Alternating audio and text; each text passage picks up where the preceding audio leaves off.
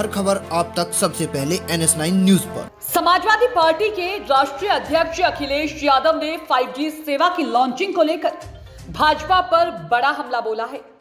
पूर्व मुख्यमंत्री ने बीजेपी पर तंज कसते हुए कहा कि भारतीय जनता पार्टी के राज में 5G सेवा पहले से ही मिल रही है।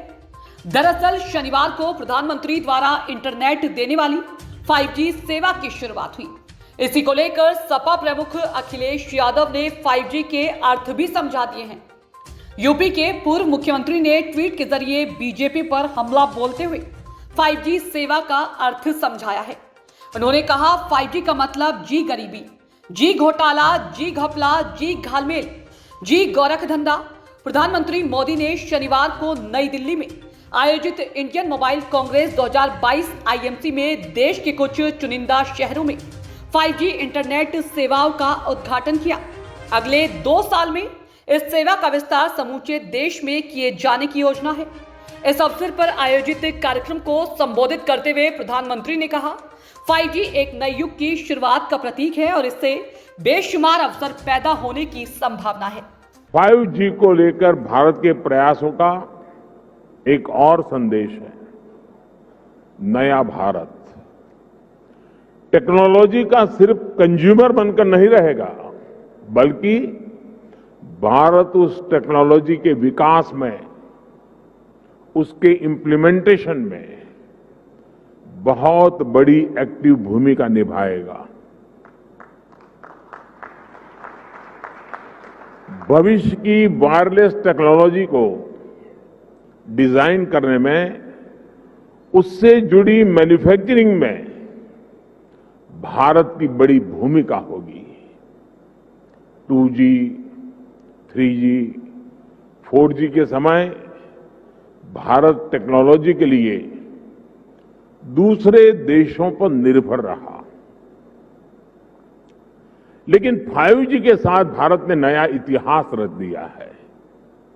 5G के साथ भारत पहली बार टेलीकॉम टेक्नोलॉजी में ग्लोबल स्टैंडर्ड तय कर रहा है। भारत लीड कर रहा है।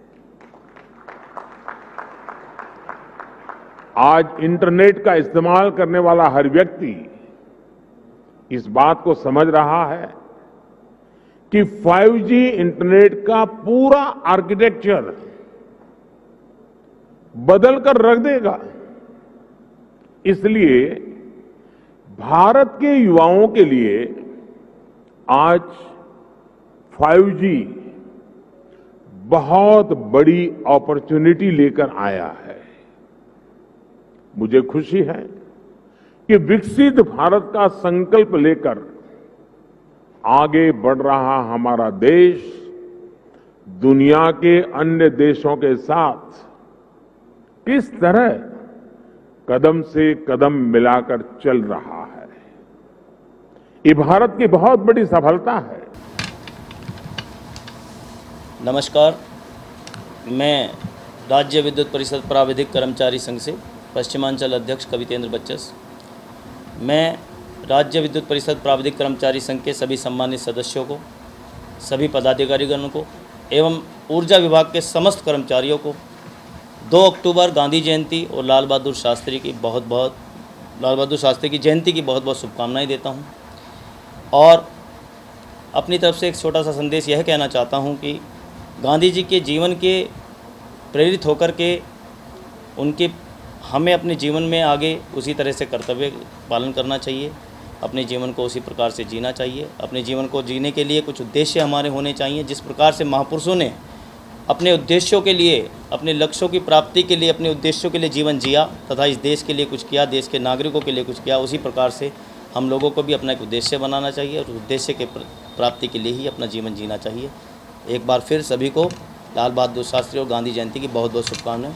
जय हिंद, जय भारत। हर खबर आप तक सबसे पहले NS9 न्यूज पर।